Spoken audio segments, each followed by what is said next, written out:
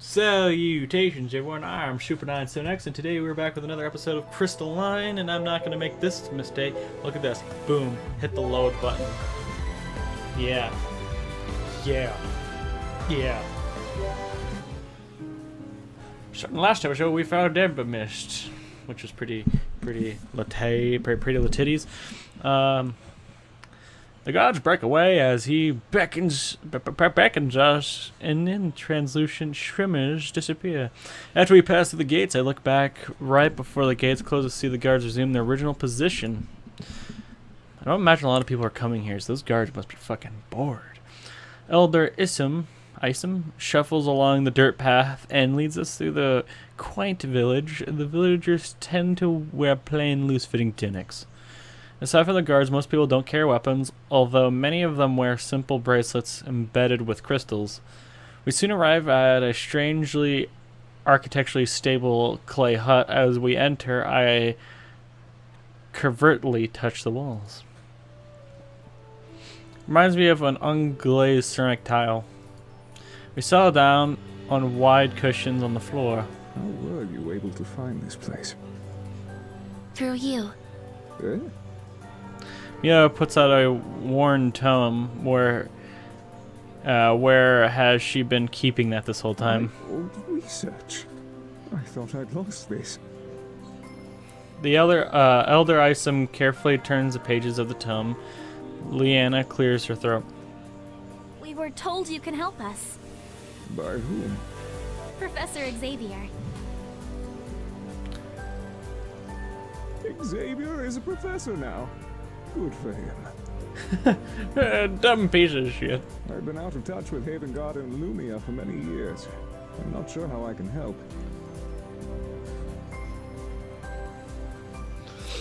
Leah fills him in on what's that's happened so far, beginning with the spiked energy rings and ending with Professor Xavier's advice. She keeps the story simple and straight to the point, carefully eliminating the fact that I'm not from this world. Elder Isom listens thoughtfully, but grows more excited the longer Leanna talks. The temporal rifts. It's been so long since I really researched them. I'm afraid I've been rather distracted. Still, someone is here hoping to discuss these theories, and I'm more than happy to talk about them. He claps his hand excitedly. Where should we start? As I'm about to answer, a deep rumble from beneath the earth stops me. What was that? Oh, just the volcano. Nothing to worry about. That's what they said about Pompeii! Oh, dude. That'd be a me response right there. That's what they said about Pompeii, you dense fuck. That's what they said about Pompeii, and you see what they said about that.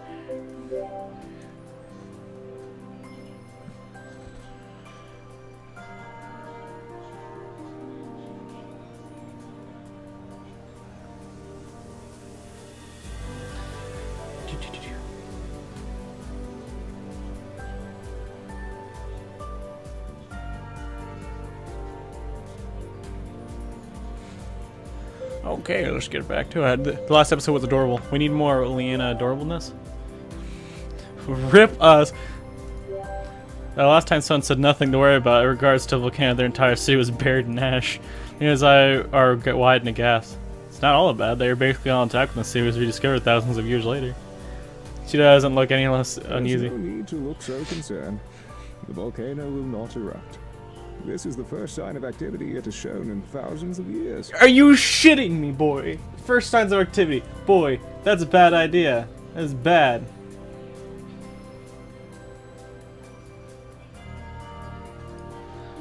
Isn't that concerning? Perhaps if it were any other volcano, but this particular volcano is in the domain of the fire elemental who protects us all. This fire elemental of which you speak, are you referencing the ancients? Precisely. Zach crosses his arms. The ancients are only a story. Who are the ancients? They are the elements of Asaria. The magic which we have learned to manipulate are the gifts left behind from the ancients.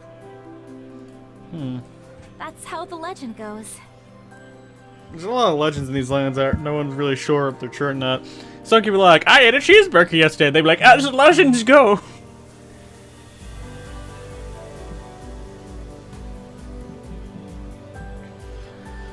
You are mistaken.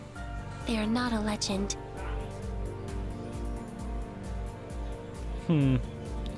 Oh, so I feel like they get like a fight thing going on here. These guys, they're not happy.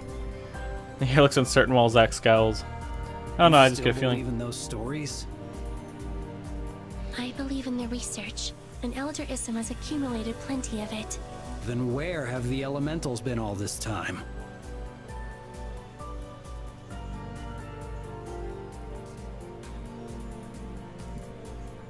I like Zack. I like this skepticism. Keeps things interesting. We all return our focus to the Elder. I suppose I do have a few theories on that as well. But the elements are a lot trickier than temporal rifts. The story of the ancients is so old it predates our It's as old as understanding I of prisms am. and spheres. That's why most societies have forgotten about them and brushed them off as a legend. The people in this village, though, have not forgotten.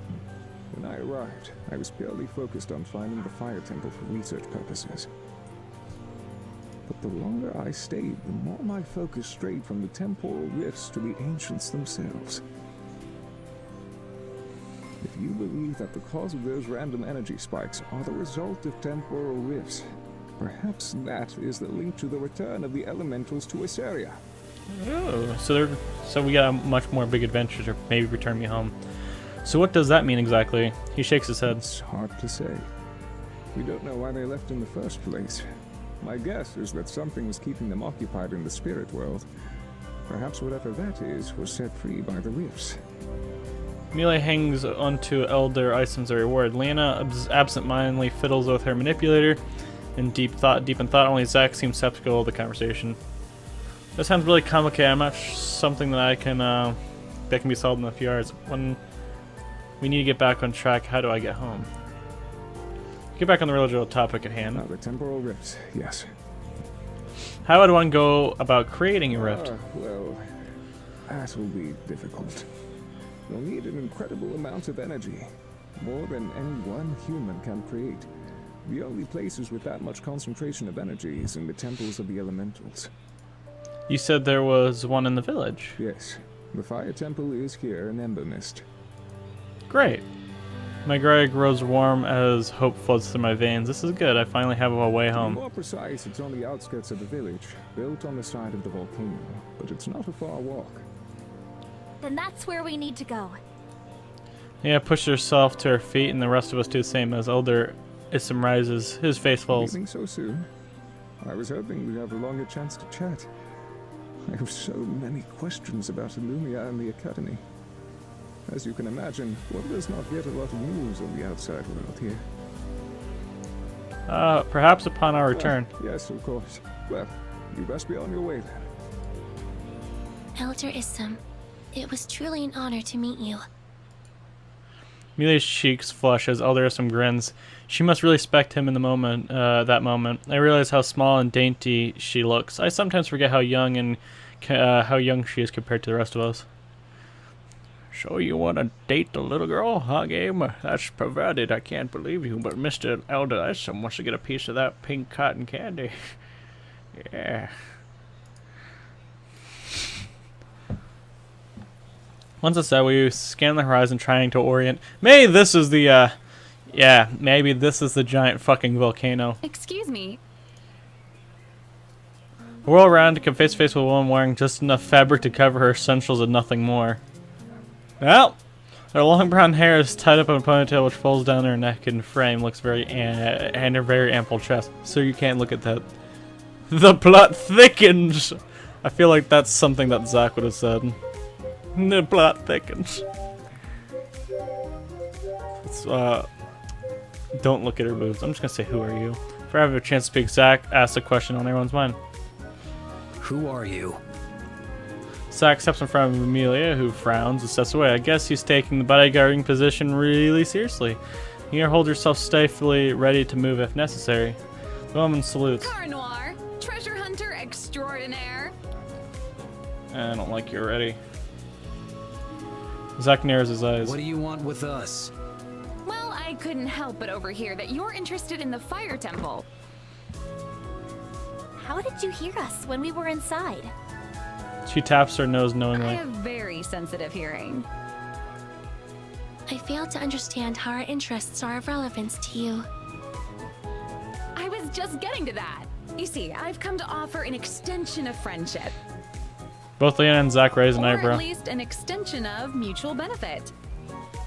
Okay. It's true that the villagers maintain the fire temple, but from what I've discovered, they are unaware of the temple's secret passage. If you're interested in the energy of the temple, I can guarantee that's where you'll find it. If the villagers don't know about the secret passage, how did you find it?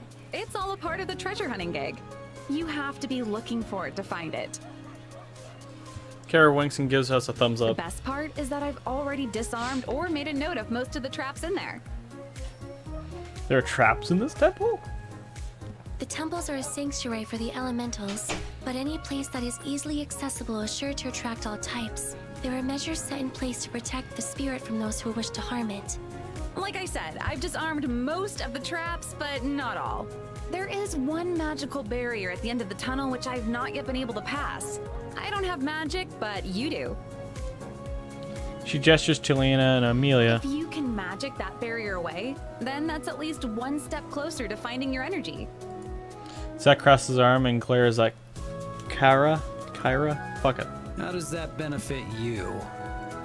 She All grins. I'm interested in are the artifacts and relics. From the sounds of it, you guys are more interested in something else, hence mutually beneficial. So what do you think?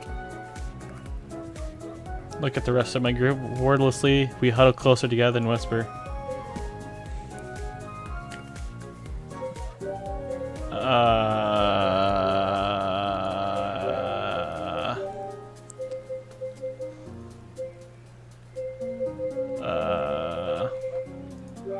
Who cares if she joins or not? If she's not interested in the elemental or the energy, if she doesn't go with us, she'll just go after what we've broken, after when we've broken the barrier.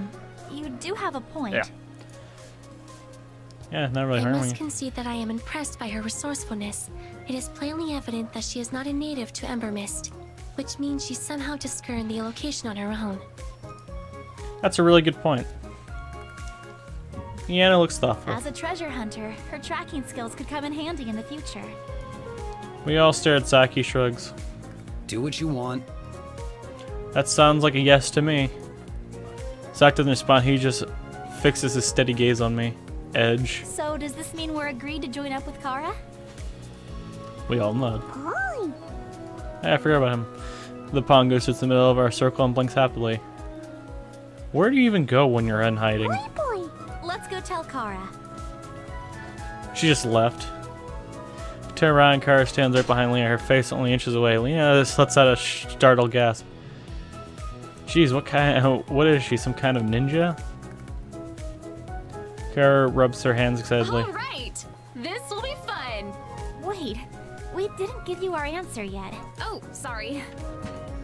She steps back and gestures for Lena to continue. Lena speaks awkwardly. I guess she feels a little silly saying what Kara somehow already knows. Well, we decided to take you up on your offer. Kara nods. Excellent. Since we're going to be working together, first things first. You all know my name, but I don't know yours. I'm Leanna. Mage Knight from the guild? She nods.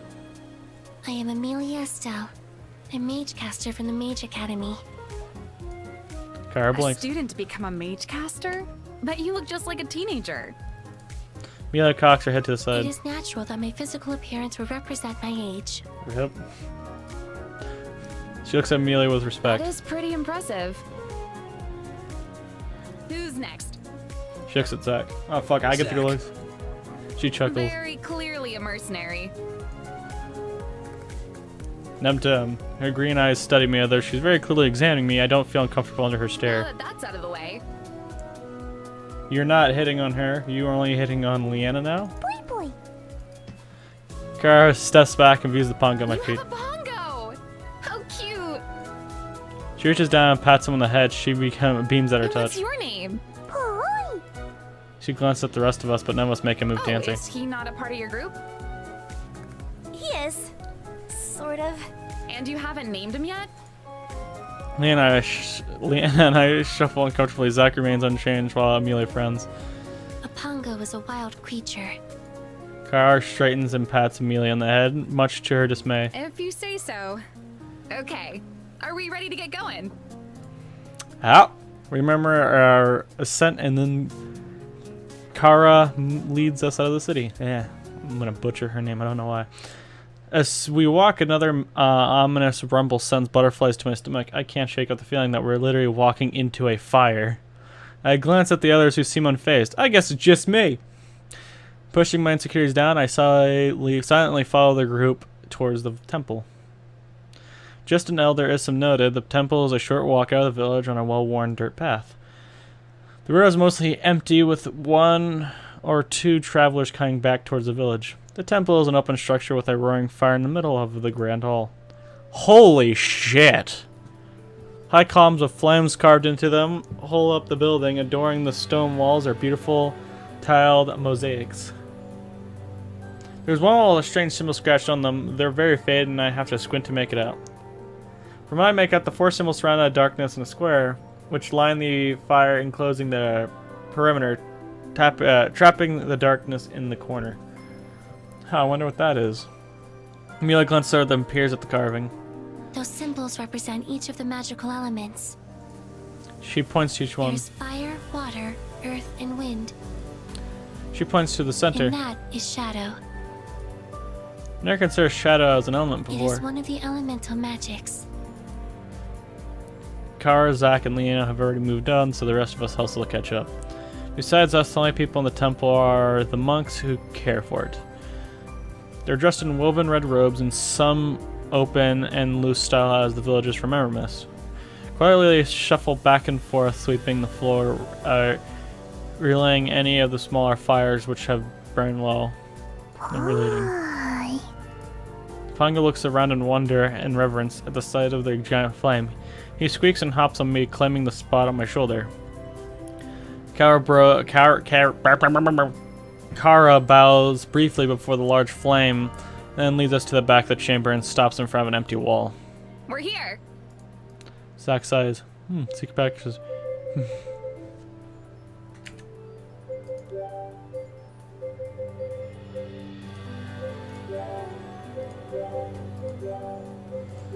It might be a little out there, but I don't get the impression that she's stupid. There must be more to this wall than first meets the eye. Is there a mechanism hidden somewhere which triggers a doorway? Kara's eyes glitter. Bingo.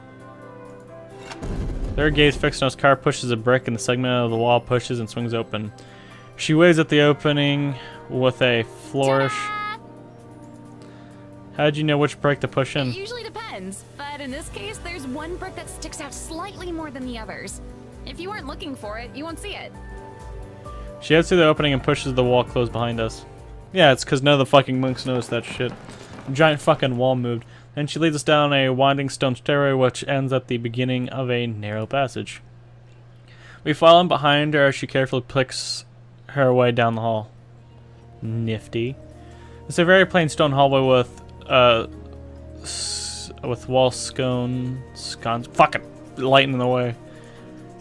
I look down at my feet to notice a brick with an X marked on it.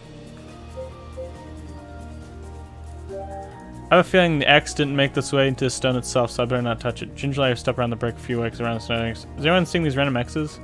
Karen glances I back. should hope so. I left those there so as not to set off the same traps again. Makes sense. We resume walking. The deeper we travel, the more X's I notice. Wow, there's a lot of traps in here. Zach pauses in front of a corridor where the walls are covered in X's. Why are there so many X's on this wall? Carl looks down the same passageway. Oh, it's a 2-part trap. She points to the stone on the ground with the same X marking. Basically, if you step on the ground stone, it triggers thick bars to shoot out from all the X's in the wall and block the path.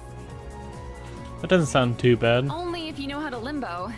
The bars have something keeping them hot and will burn you if you touch it. Okay, that sounds worse. And you were able to cross that? Kara winks. I am very limber. I expect Zach to brush up kind of like that. He brushed up every other girl, but he actually looks impressed. Mila looks us between Zach and Kara. Based on the dilation of Zach's pupils, it appears that Kara's flexibility is attractive to him. Zach is taken aback. I was just thinking that it's a useful skill set to have. Just like Zack, Kara has a mischievous glint in her eyes. Useful skill set to have. In what context? Zack For frowns. scouting and navigating. You've done a thorough job mapping this place out and marking the traps. Yeah, looks amused. Zack, was that a compliment? He glares at Leanna. An observation. Kara smiles playfully. Then thank you for the observation. Zack falls into silence before turning away. I think it's the most I've heard him talk in a 30-second span. We continue through the tunnels. Eventually, she snaps it from another wall. Well of fire in the middle of the hall. The barrier's here. She gestures at the swirling metallic wall behind the well, the way that it glitters as it whisks and curls almost like a fire. Leanne and Amelia stuck close and inch their hands in front of them before gingerly touching the barrier. It's surprisingly solid for something that looks so gaseous. Maybe there's some wind magic interwoven with whatever other magic is here. It's probably fire magic that you would need to pass it since it's a fire temple, but hey, what the fuck do I know? Pongo hops forward with the stars in his eyes. Hi. He dashes straight for the barrier. Pongo, wait! I stretch out my arm and race after him. Pongo, no! Instead of running into the wall, the Pongo passes straight through it and out of sight.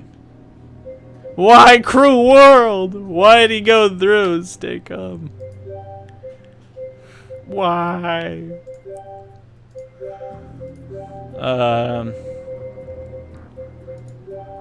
How is he able to get through if none of us can? Kara gapes a wide eye at the I barrier. have no idea. No, Pongo! And Leanna looks equally shocked, but for a completely different We reason. have to find a way to save him. Who knows what could have happened to him when he went through? She presses up against the barrier and calls out again. Pongo? The blue head pops out of the barrier. What? He hops the rest of the way out. Leanna scoops him up in a hug. Pongo, you're back safe. After a second, the Pongo wiggles out of her arms and rushes back over to me. Leanna pouts and then refocuses on the barrier. Amelia places both of her hands back on the barrel while Leanna holds out her manipulator. Whatever is beyond this wall hosts a plethora of energy. Leanna nods. My manipulator confirms that. No wonder the Pongo ran in there. Zack continues to hang back and observe, but Kara steps closer to the barrier. But how did he even pass through? Yeah, shrugs. Amelia continues studying the wall, moving her hands up and I do down. not recognize this magic. She frowns, deeply Is there disturbed. anything you can do to break it? Let's see. Why don't you let the Pongo eat it? Leanna and Amelia put their hands both on the barrier, their manipulators glowing. She doesn't have a manipulator, though. At least I can see maybe this, I don't know. They each transmit pulse of magic which disperses across the surface in a shimmering wave. I think they're trying to create a stress fracture to crack the wall. After a few tries, Leanna sighs in frustration and steps back. Amelia, stand back. She wordlessly obeys. Leanna gathers energy in her gauntlet and strikes the barrier with an empowered strike. Suddenly, golden lettering forms on the barrier. Absolve your world to enter mine. What does that mean? No one answers. Amelia steps forward and focuses on the wall with this flickering flame. If I am interpreting this message correctly, we must part with our most precious possession, our world, and throw it in the fire. Leanna nods thoughtfully. Kind of like we're freeing ourselves. Kara's face drains in color and clenches at her pack. Are you sure? Yes, They stand around awkwardly until Leanna clears her throat. If that's what we need to do, then it seems easy enough. I'll go first.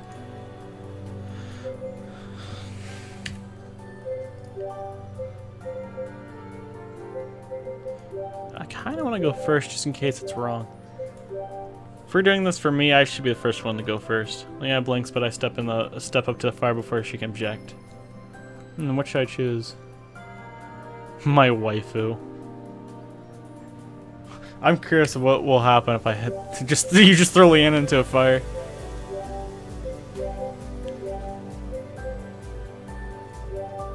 Fish inside my pockets and grab my playing cards. Had a lot of good memories with these cards. They helped me break the ice with every move I made, and I can count on them whenever the words fit. I'm actually curious of what happens if you hit waifu. I'm very curious.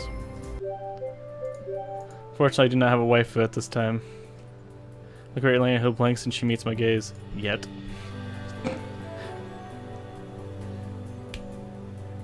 I'll go with the playing cards then. I fish inside my pockets and grab my playing cards. I've had a lot of good memories of these cards. They felt words family. Reluctantly, I toss them in the fire and watch the flames lap it up.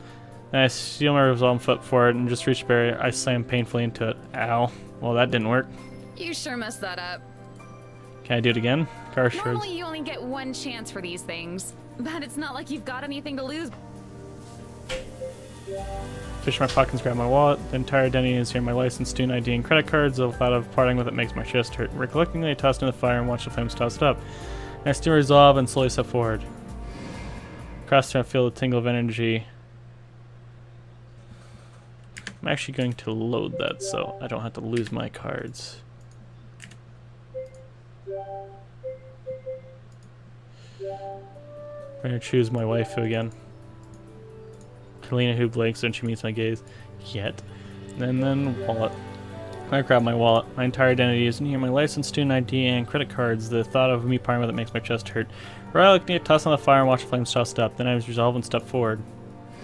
Across the rows, I feel a tingle of energy and I hear a crackle of electricity.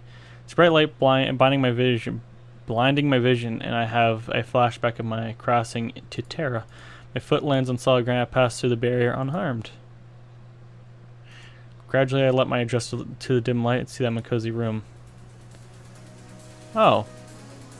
In the middle of the room, there's a fox who swirls its tail and observes me. Oi. A beautiful woman with flaming red hair. Her delicate hand rests on the top of the fox's head. Look her over and her gaze lands on me. Who are you? Woman blinks at me then smiles. For a second I think there's flames lighting the room and flicker around and her warmth permeates my body. It's wasn't like an embrace. Oh, she holds my gaze, she doesn't speak. How did you get in here? Again, she remains silent, but this time she takes a step closer. Who are you talking to? Huh? I peek behind the woman and see Zack standing there with an eyebrow raised and his arms crossed. The rest of my companies pause in their inspection of the room and stare at me. Kara stands beside the altar while Amelia and Lena are both kneeled by the fox. The fox accepts their attention, and he's swirling its tail, but otherwise makes no move in response. Instead, it fixes its attention on me. Are you talking to the fox? No.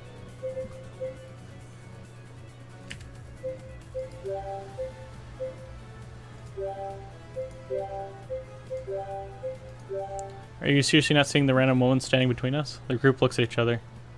Are you sure it was safe to pass through that barrier? Zack glanced at me, or she That's shrugs. reassuring.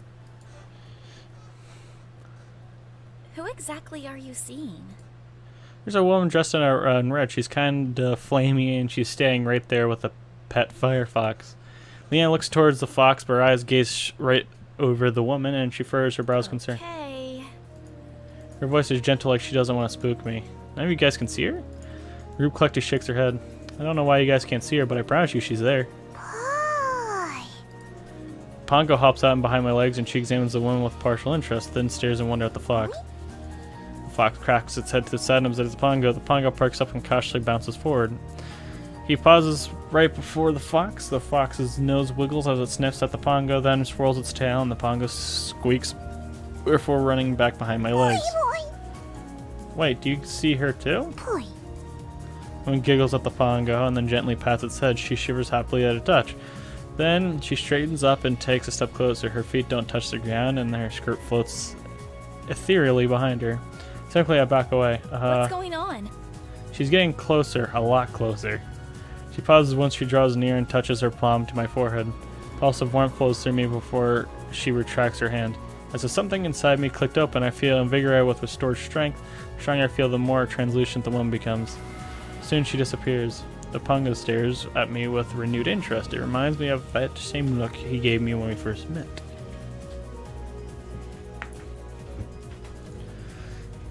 He licks his lips. Don't even think about it. Pongo pouts and lets out a sad sigh. Kara waves her hands in front of my face. Are you okay? You kind of zoned out there for a second. I think I'm fine. What happened? Not too sure. Where's the woman now? Actually, she's gone. Mila reacts to my words, playing with her bracelets. She holds her manipulator to me. Curious, I may have a theory. What is it? All the energy which had accumulated here has now gathered within you. I blink as she takes a minute to register what she just said. Wait, I absorbed the energy? That can't be right. As I mentioned, it is merely a theory. Leanna looks intrigued. How is that possible? I'm now a powerful wizard. I don't know if I felt it after she touched me. Leanna's eyes open wide. I wouldn't phrase it like that. Not in a weird way, she just touched my forehead and suddenly felt a rush of energy. Leanna stares hard at me. Why are you looking at me like that? I am merely anticipating the imminent reaction. Reaction to The what? high concentration of energy you just absorbed. The human body was not meant to process such large quantities of energy. At least, that has certainly been the trend with someone from Terra. Leanna's gray gaze bores to me as she emphasizes the word Terra, then she looks back down at our manipulator. Although, 2 minutes have passed, and there seems to be no sign of an adverse reaction. Why does she sound so disappointed? Suddenly, Kara squeals up gingerly, picks up a rusty coin out of the remnants of the letter satchel. This is a genuine Vestin coin! Zack glances at the coin and folds his arm and clearly How unimpressed. much could a rusted out dated coin be worth? About a few hundred gold pieces. Zack's demeanor instantly You don't changes. say. Kara smoothly pockets the satchel as Zack covertly searches the room. As Kara finishes up her inspection of the room, Leanna looks around. Well, since we found what we came for, we should head back. Kara nods and leads the way out. As we leave the room, we notice the fire, which has previously glowed in front of the bear, is now gone, but all of the items are still intact. Hey, nothing was burned in here. Curious. Then it can be assumed that the purpose of this trial was not to destroy our possessions, but to test our willingness to sacrifice. Kara happily scoops out her coin I'm purse. not complaining. Yeah, smiles in relief as she reaches in and quickly collects what looks like a ring attached to a thin Let's chain. keep going. The rest of us snatch up our items and continue back to the corridor. So either A, I'm filled with magical potential now, or B, I am just a magic sponge. They trek out the temple a lot faster and easier than the trek in, mostly because there was no more obstacles to stop us. We pop out of some hidden wall as we entered, and just before the main ceremonial hall is empty, we wave goodbye to a couple of monks sweeping the entryway, then begin to walk back to the village. Ask Kara the Vesture and Rose, ask Amelia. I don't really feel like talking.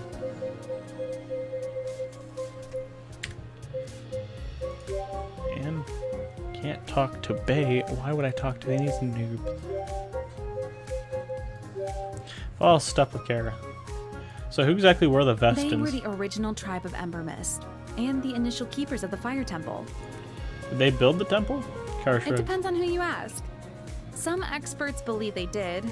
Others think the temple was already there by the time the Vestins came about. Interesting. Now I'm curious. How did you get into treasure hunting? You paused a little too long before flashing me a usual cheerful I just grin. sort of fell into it, honestly. Treasure hunting naturally fit into my nomadic lifestyle. Where did you learn all the history and even identify You'd be relics? surprised how much you pick up along the way, especially after you realize what a lucrative business this can be. So you're just in it for the money? I didn't say that. I'll admit that at first I was just in it for the money. But the more I learned about the ancient people of Asaria, the more invested I became in the history of each relic I found. I started to find myself daydreaming about who might have used the items I found. What kind of person were they? Did they cherish this item, or was it just another piece of their ever-growing collection of stuff?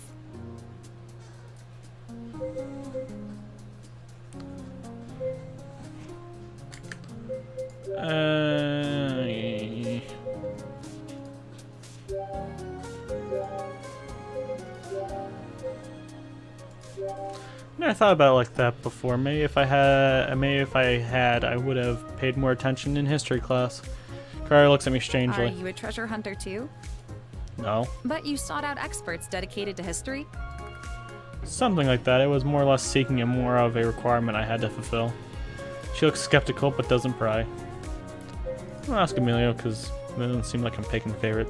I approach Amelia. So that theory you mentioned in the temple about the woman, what was it? Amelia Given glances the at me. location and circumstances previously described by Elder Issam, my estimation is that the unknown woman you encountered was a projected image of the fire elemental.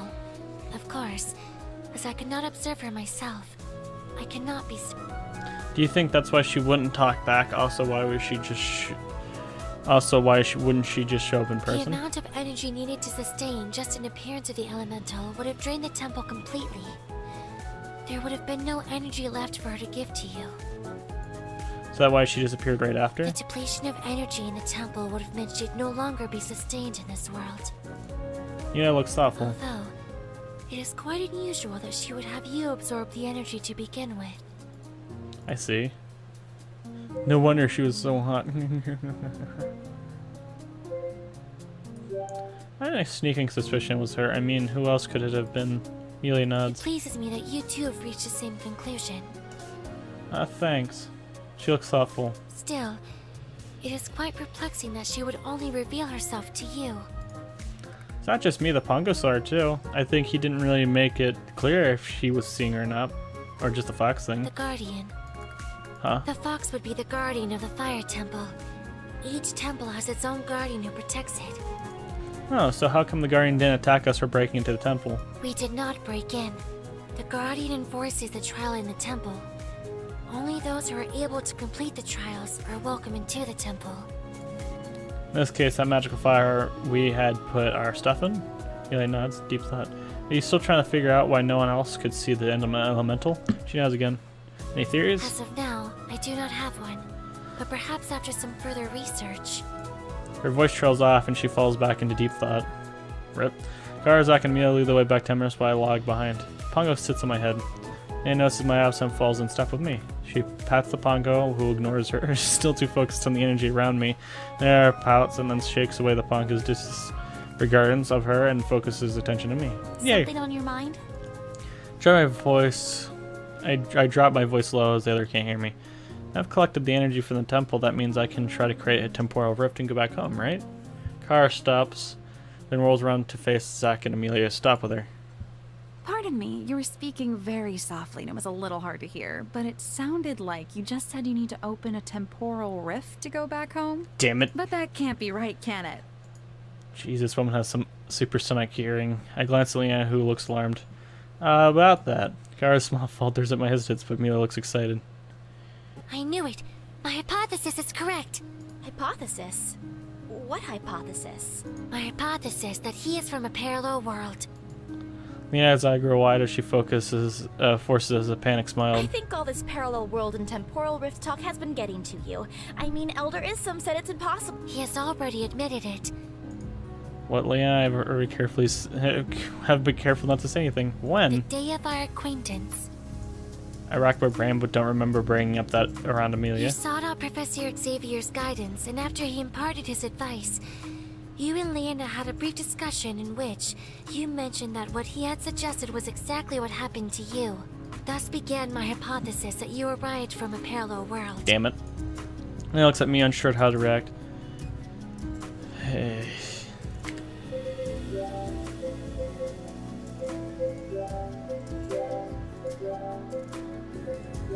I guess there's no point in denying it now. If a guy that she is any indication, Amelia can see right through the lie. You're right, I'm not from Terra.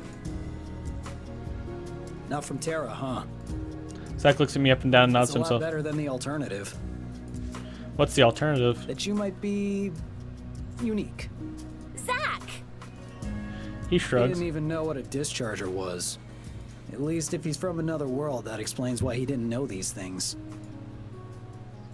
Kara looks How skeptical. did he get here? There have been unexplainably high concentrations of energy popping up throughout Isaria, and he happened to show up at one of those areas.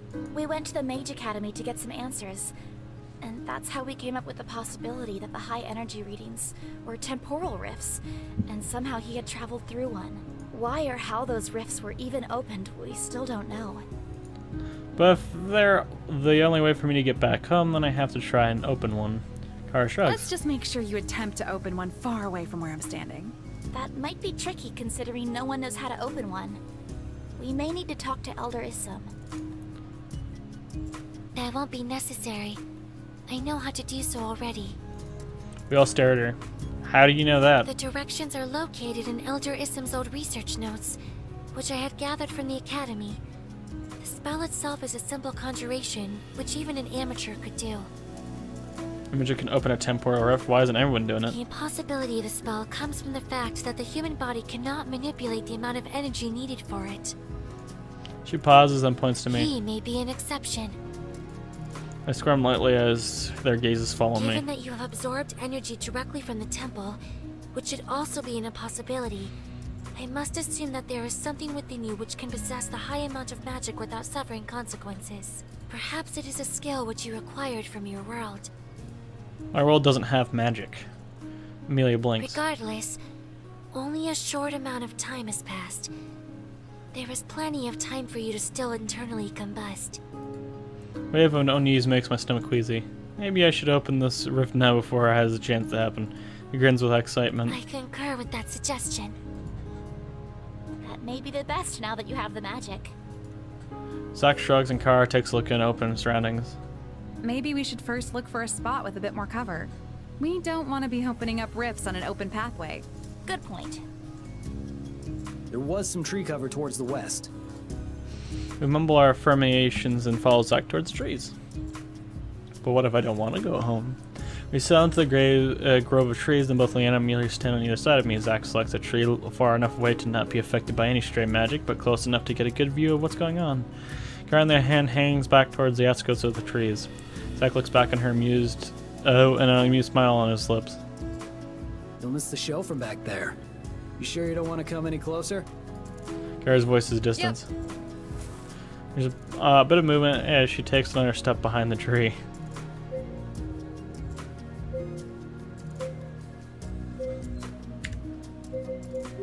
Are we talking to Leanna, or are we talking to...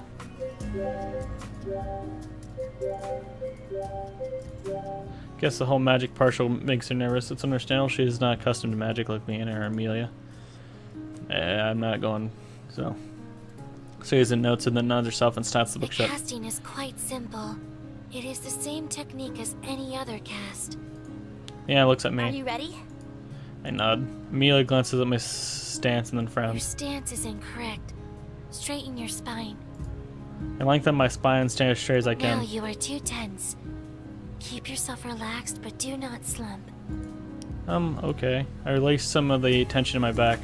She's about to speak again. Leanna gently pulls Amelia to the side. Okay, I think he gets it. She steps in front of me and gives an encouraging Your smile. stance is fine. Just remember to raise your arms in front of you. This she says and she Now, nods. the actual casting part is gonna sound tricky. You'll need to focus your mind on the spell you want to cast. So I should just think about temporal rifts? Yes, but you need to connect that thought with the magical energy. Clear your mind of every thought. Close my eyes and push away all my doubts and confusions and focus on Leanna's Now, voice. think about the rift that you wish to create. Imagine tearing a hole in the fabric of reality, but I don't actually know what a rift would look like, feel like, or all I remember is the bright light. Should focus on that At light? the same time, sense for the magic within you. Try to sense for any kind of magic, but nothing feels out of the ordinary. How do I know where the magic It'll is? feel like a tendril or willing warmth. When you find it, reach out for it and grab hold. The magic is eager to be used and will latch on.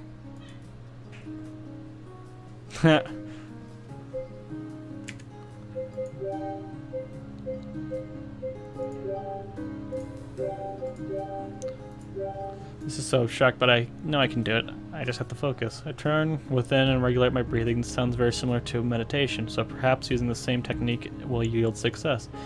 As my breathing becomes slow and steady, I open my senses up for any indication of another presence. Once you find the magic, connect your thoughts of the rift with the magic, and then channel both the magic and the thoughts through your hands to cast it in the open. I continue sensing, hoping to find even a hint of warmth, but how do I know if it's just my own warmth or the magic? Sweat beads on my temple, I strain the cast, but nothing happens. Eventually my arms grow weary, my mind exhausted. I decompress with a sigh. Didn't work. It's okay, we can try again. People aren't usually able to cast on their first try. I'm mentally grown, but the idea of doing all I could does not thrill me. Must still be something I'm It missing. just takes some getting used to. Plus, you're trying to cast without a manipulator. Oh yeah, both you and Amelia use manipulators to cast. Maybe that's why I wasn't able to do Well, it. the manipulator's function is to house the energy source for us to cast with. Technically, because you already have the energy within you, you shouldn't need a manipulator. Oh, But this is all theory anyway. It may be easier trying to cast using a crystal. especially for a first-time caster. Regardless, there could be a multitude of factors for why this attempt was not successful. One for which could be as simple as the fact that you still did not possess enough energy to open the rift. Shouldn't the temple have enough energy? Theoretically, perhaps. But a significant portion of the energy was already being used to sustain the elemental's image. She was able to transfer what was left of the energy to you, which from my readings was only 20% of the total energy in the temple when we started. Oh, let me guess. Let me just take a guess. If it's 20%, each of those are going to be 20%, and there should be 5 temples, which would be earth, wind, fire, water, and shadow, which would give you 100% magic. Boom. That'd be an interesting way to spin this. And then I harness like all the magic and junk, and I become amazing. And then I might go home, or I could be like, no, I want to stay here now.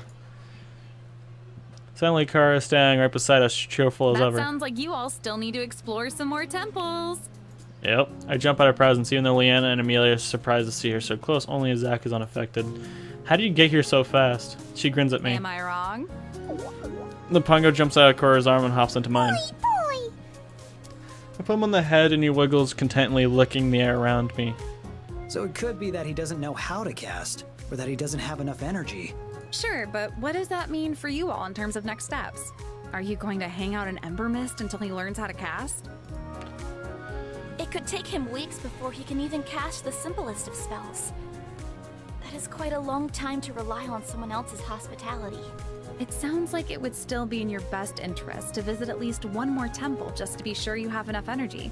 You can teach him how to cast on the way, so by the time he gets there, he'll be ready to go.